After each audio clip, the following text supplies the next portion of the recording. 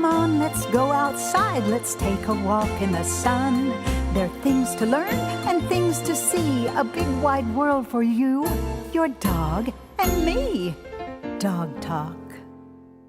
Hi, everybody, and welcome to Dog Talk. I'm Pat Becker, and the dog sitter over here, my co-host, Rusty. Good morning, Pat. We're talking very softly because the puppy is asleep. Oh, she'll be fine, even if we do say a few things. I would don't think expect so, her to move too. much. She is so comfortable. Nancy Haddock, I think everybody will recognize from Twister Agility. Hello. And this is Sunshine Bush, and she's from Save a Dog Rescue. And we are so delighted to have you. Thank you. Now, Nancy can tell you about why you're here.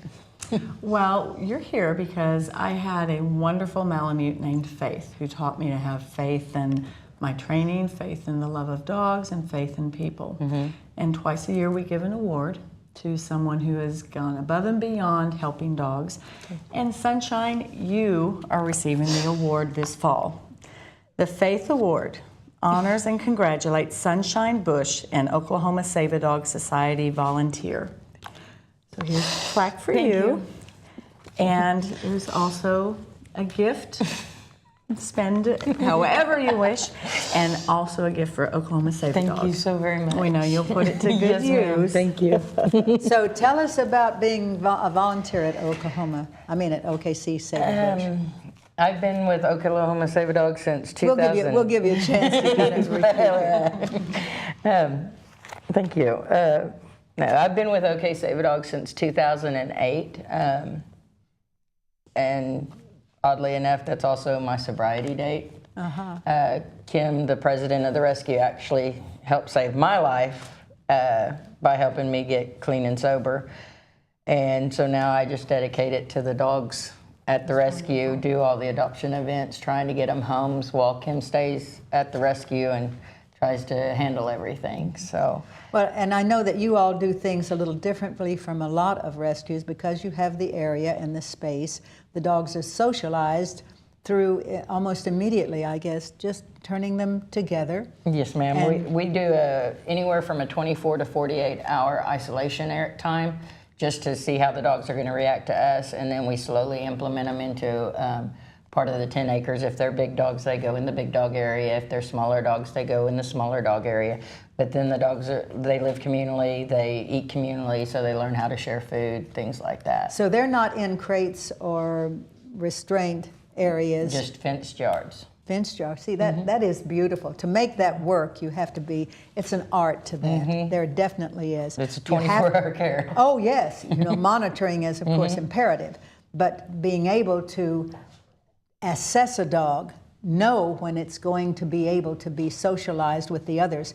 A dog comes into a shelter or a rescue and they're traumatized. Whatever area that they were experiencing, whatever kind of treatment that they were experiencing, it's exacerbated by being incarcerated. So you all have a wonderful facility down there, and Nancy and I had researched it, and Nancy chooses very carefully each year, and she says, this is the one I want to do. Well, we do appreciate it. It'll probably be sent to our vet bills. Well, one of them she has made out to you. It's for $1,000, and then the other one is $1,000 to OKC Save a Pet. And Thank you. We are so grateful for everything that you do. Folks, we have so many of these facilities in our rural areas here in Oklahoma that some of them, are very quiet in what they do. Some of them don't market or advertise, but the joy that they get from finding homes, forever homes, hopefully, for all of these dogs is certainly such. I am so gratified by it. And please note that those of us who are in a municipality which is more centrally located, and large, that we do take note of that. We do know about Save a Dog. Save a Dog it's wonderful, and Kim has done a fantastic job. How long has she been doing this? She's done it all of her life, but she's been established since 2001, and prior to me coming on, it was just her doing it. So she was doing the vet runs. People would actually have to come out there and do the adoptions, things like that. And then when I came in, I'm the one who I guess is the face. She's in the background doing all the the emails and things like that, and I'm the one who does the adoption events and whatnot, you know, transporting the dogs to and from the vet so that she can be there full time. Exactly. And that's true. A lot of these are started small with one person doing it, one person who has a mission in their hearts and the perseverance to succeed in it. And of course, the success for all of us is that these dogs wind up in good atmospheres, good places, you know, from maybe an unhappy existence. It is just thrilling. It is, and we congratulate you. Thank you. Hope you get to feeling better here. Yes, I noticed you came in a little lame, but we hope that you get to feeling better. We're going to take a quick break, and we'll be right back. A1 Pet Emporium is Oklahoma's authority on healthy nutrition for dogs and cats. Quality does not have to cost more, and we only have the best. If your pet suffers from allergies, digestive issues, skin infections, or hair loss, it may be the result of their diet. A1 Pet Emporium can help. We offer pet portraits monthly, adorable rescue animals every Saturday from noon to 4, and free dog and cat food samples. Locally owned and operated, we want to be your neighborhood pet store. Well, we are fortunate today to talk with some ladies who are going to inform us about an organization which I think is very, very important. Dee, how are you? I'm great. How are you today? And you've brought a couple people with you. Yes. Stacy is here, and she has brought this beautiful dog. Now tell me about her, the dog. It's him. Well, you can tell. Her. Yeah. Which one? Yes. Zeke is a boy. And Zeke and is Emily. and Emily. Oh, I'm sorry. That's Got okay. it all confused here. So tell me then about you. Well, my name is Emily. I started working with Autism Oklahoma last year, and my dog Zeke has been with me and been a dog that I've used in my speech therapy career, and so he just kind of melded right into Autism Oklahoma. So you are a speech therapist. I am. And it's Autism Oklahoma is the name of the organization that we are promoting. I just, as I say, I just find it profound that you all are doing so much. It's high time, past time. Yes, it is. It is. So tell me, with this organization, what is your mission? Well, at Autism Oklahoma, what we're really trying to do is give families a good quality of life. And so that involves a lot of different things. So in particular, with this program, we're trying to give them positive exposure to animals, and especially to Absolutely. dogs. And when I found out about this, I was delighted because dogs, of course, do not judge at all. Dogs accept us for who we are. And this is vitally important. When you have this issue with autism, it really is important. So when you work with the kids, Emily, what do you do? Well, I work with a group of actually young adults ranging from anywhere from 18 to above 25, and we go in and Zeke goes and teaches animal exposure to them, gets them comfortable around animals, and then we move into the younger kids groups. And kids who have a fear of dogs or may not be comfortable around dogs get to at least look at a dog or go pet a dog or approach a dog and not feel too uncomfortable. And I would think a child with autism would feel a little bit of trepidation, a concern. They do with approaching people, much less an animal, which is entirely different, you know, from their species. So in order to get them kind of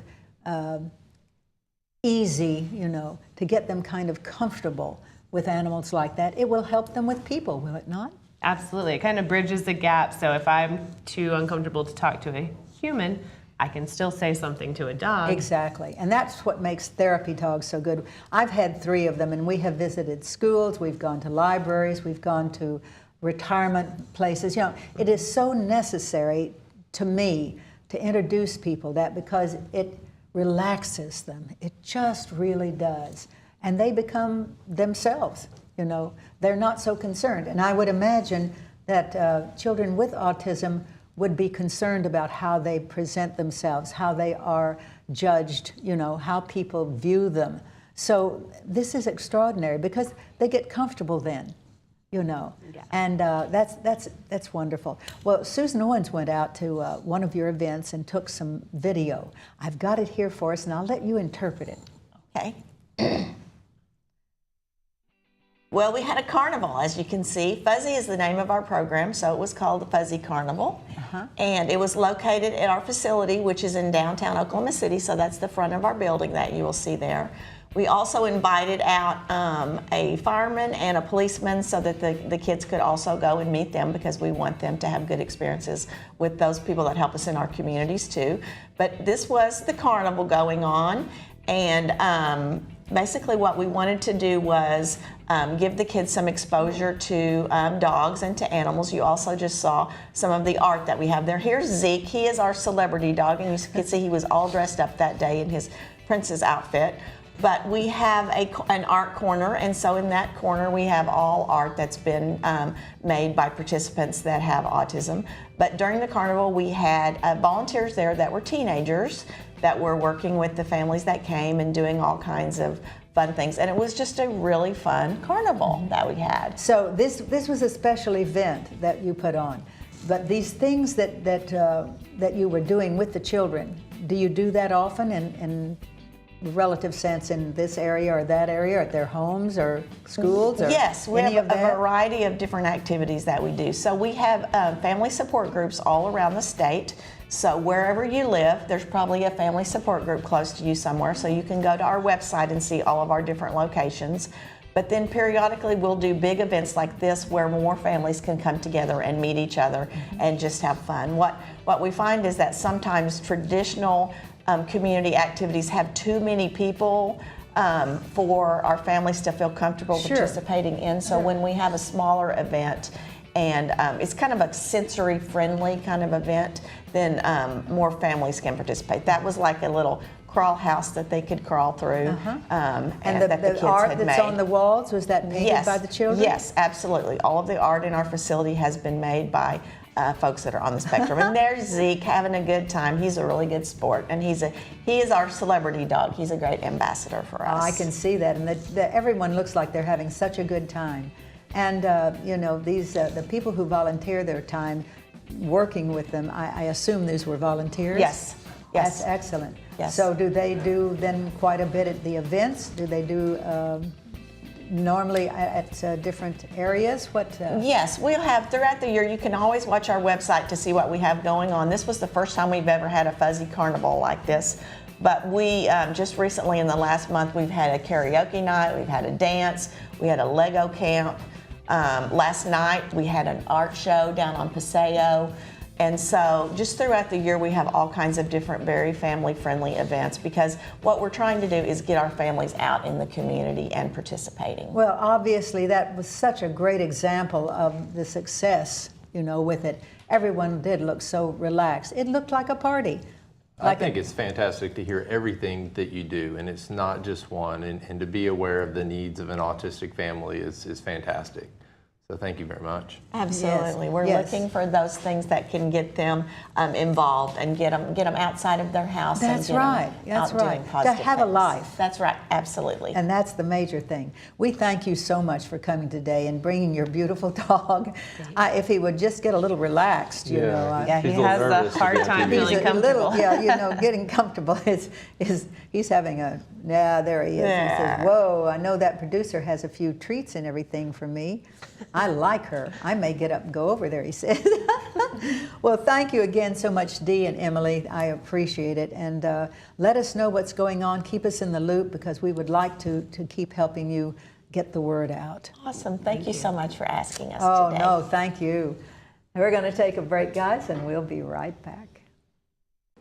Hey, Dog Talk fans, make sure you join the conversation on social media. Just go to facebook.com/dogtalktv. We'd love to hear a story of your furry friend, so send us an email to pat@dogtalktv.com. You could be featured as our Dog of the Week. Now, enjoy the show. Welcome back.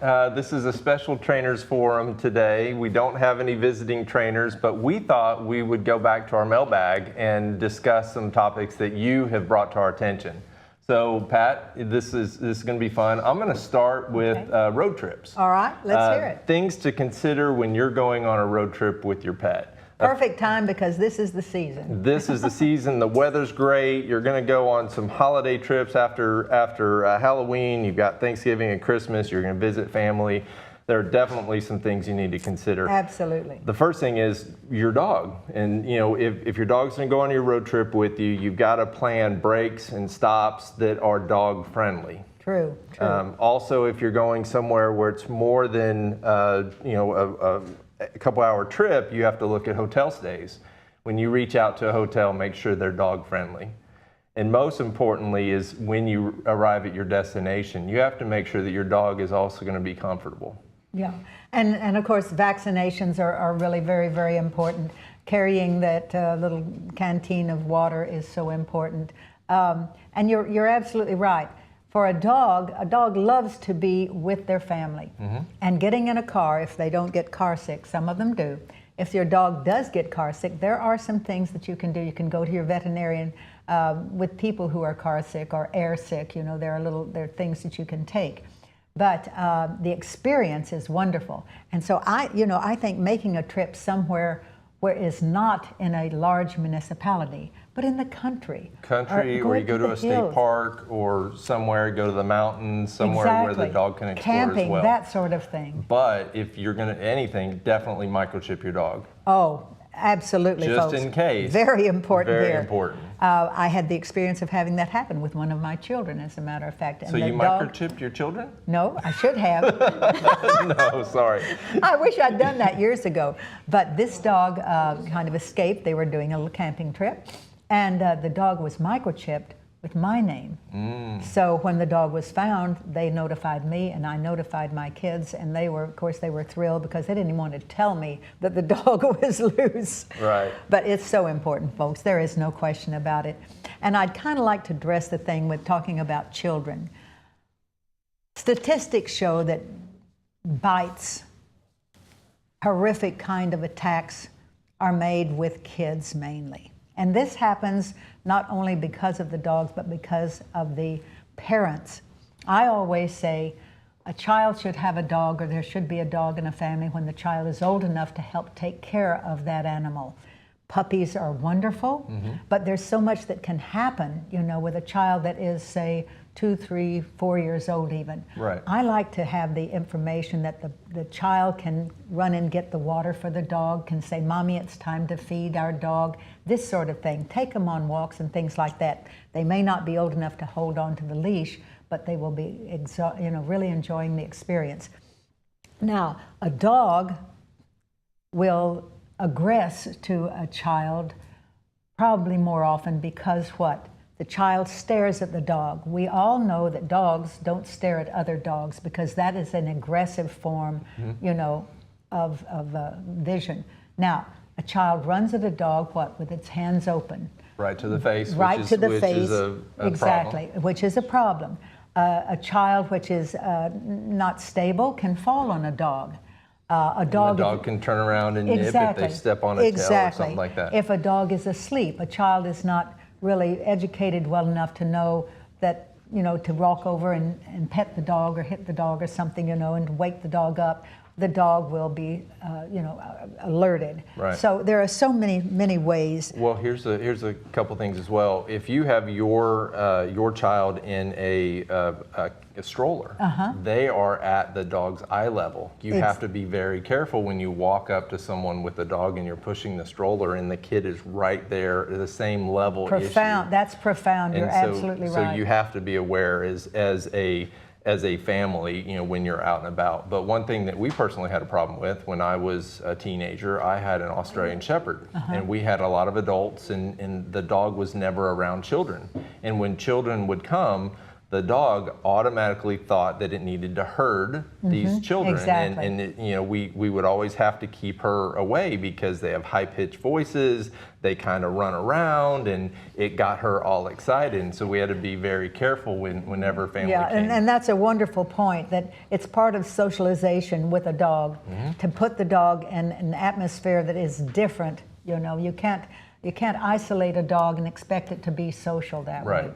So what else do you have down there? I have one that's really good. It's about having 2 male dogs in your household, and you have a senior dog, and you have a dog that's, say, 10 to 12, and then you have a dog that's 2 or 3, and if they're both males, you have a hierarchy that happens in your household, and you have to be aware of the senior dog will get old and the younger dog will become a mature male and want to dominate the other. And Absolutely. so that can lead to some challenges within your own house if you're not paying attention. Yeah, you know, and trainers can do this. We can handle this sort of thing because we know what to do, but most people don't. And when they select a second dog, you have to be, and I think this is profound that you bring this up, because the selection, you should be careful.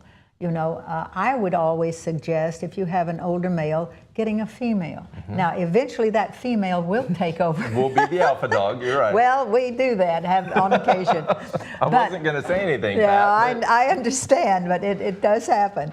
But the female, the older male will not aggress or get concerned about the younger female. And as time passes, as I say, she will sort of take over, but he accepts that.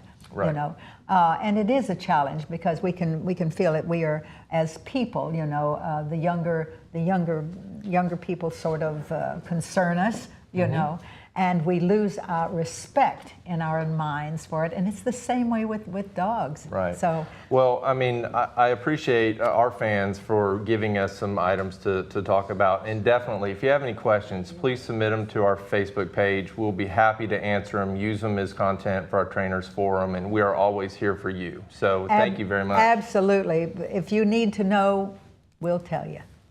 Coming up next, Bill Bonadillo is here to show us some dog-friendly food. It'll be great. Yeah, So I we'll see understand he after the has a break. visitor too. He does. It'll be fun. See you in a minute.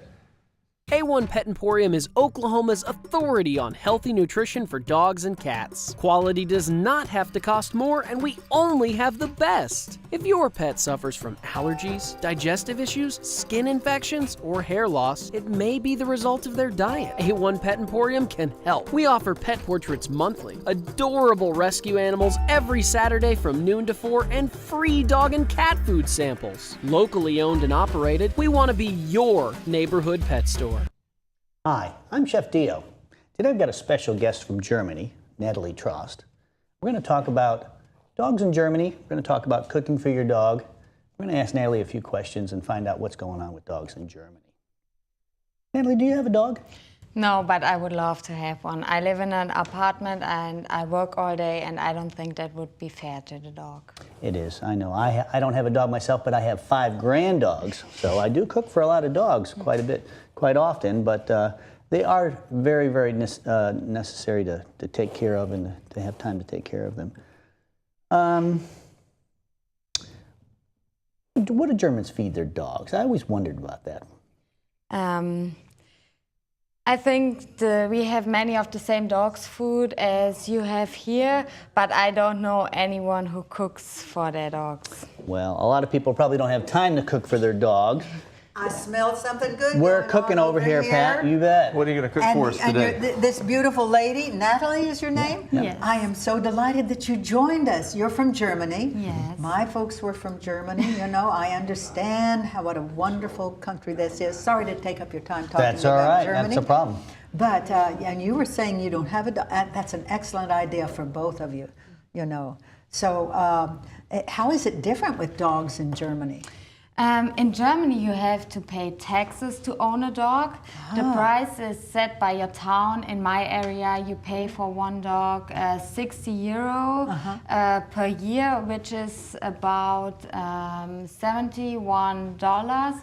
And when you have a second dog, you have to pay another €120 per year. Per Yes, year. that- Well, you know, we call that licensing over here. We haven't done it in a while, which we really should do it. And registering your dog that way would really accomplish a lot of things, identifying the dog, finding lost owners, and, you know, things like that. So Bill Bonadillo is a specialist and a chef in cooking, and he lets us have food here to feed our dogs. Your dogs eat well in Germany? Yes, they do, but we have more the canned food. We don't cook so much for Don't our tell dogs. Bill. That's okay. Yes, I know. And I heard you're vegetarian like Pat, so we do have chicken. Now you got to remember, dogs need 3 of the food groups. We need protein, which we got chicken today. We've got some vegetables for their vitamins. We've got some zucchini, we've got some carrots, and we got wheat pasta today. I like to use wheat pasta for your dogs because it's an unbleached flour, and it's really, really good for them and much better. We've got olive oil that we're going to cook it in, and of course, dogs love cheese. We're going to go ahead and get some cheese going on. So we're going to start this up really quick. Natalie, you want to go ahead and do some chopping for me today? I'll tell you what, we're going to make this for small dogs, so if you'll just cut up those carrots for me while I go ahead and get everything else going here. I'm going to let you do a little bit of work. We're gonna put some olive carrots oil. are wonderful because we do have to remember that dogs are omnivores, which means they can eat vegetables too. And that gives a variation. For those of you who do feed the canned food, as Natalie is talking about, and it is the proper kind, because over here, as through A1 Pet Emporium, there are so many different kinds of wonderful, wonderful foods for them. And if you add vegetables, it is nutritionally excellent for them because it really, really helps them. So Natalie's getting all the Yep, she's just about done. cheeses here. Okay. All right. So now you're going to put those in. We got carrots in, we got our zucchini in there, we've got our chicken in there. We parboil the chicken. It makes it a lot quicker to get done for your dog. Ooh, and of course, if it you want smells to good, I'll have to admit it. You know, the food ain't bad even when you cook for your dog. You remember, your dog can't have salt and a lot of different ingredients. That's what I was going to ask. Last time you mentioned no salt, and so we cook for your dog, and then when you're cooking for the owner as well, you can add some salt after that. Exactly, and that's what's nice about cooking for you and your dog. You can actually cook for your dog. I'm going to go ahead and get this going on real quick here, because we don't have much time. It doesn't take long to toss this together. Well, you're so good at Yeah, that. he makes it look easy. He does make it look Can you do easy. that? You got the flip? You're going to add some cheese to it. Are you a good cook, Natalie? I like to cook. Do you? Yeah. Baking or cooking? Both. Okay. I wish I had those talents. So now we've got all of these. Let's turn this off so I don't burn myself up. For your dog. And remember, we're going to make some for your dog here, and then we're going to make some for you right here. Look at that. So you're going to be able to have dinner with your dog. Well, Rusty could actually taste that. Since Oh, he's that's great, but there's not a fork And here. of course, if you're not into an olive oil and garlic, you can always use Papa Dio's thick red sausage. You can get it at Crest Market. You can get it at and that's Uptown wonderful. Grocers. I will attest to that. It And is it's actually fabulous. for vegetarians. It only I has know, cheese that's and why no I other use meat it. in You can always add it, and you can just heat this up, pour it on top of your dish while your dog's food is cooling off, and you can have dinner with your dog. What do you think, Natalie? It looks good. It's with chicken, not for me. Without The chicken, it'd be not great. so much, but you know, for dogs, Yeah, it's and an extraordinary. easy to make. It is Yes. easy to make. It's See, just for that you it simple. sounds easy. For me, difficult. I'm not so much a cook, but we have enjoyed it so very, very much. And you guys, I appreciate you. Since you were over here, and a mutual friend of ours was here and introduced us, and I was delighted that you could come on the show. So take back this knowledge about dogs, okay? I will. And we have enjoyed it so much. Rusty, Thank you. it's been great. As show. usual, my dear, we love seeing you, love having you. Thank you so so much. we will talk with you next week, guys. Have a great one. Make it a special one for your dogs.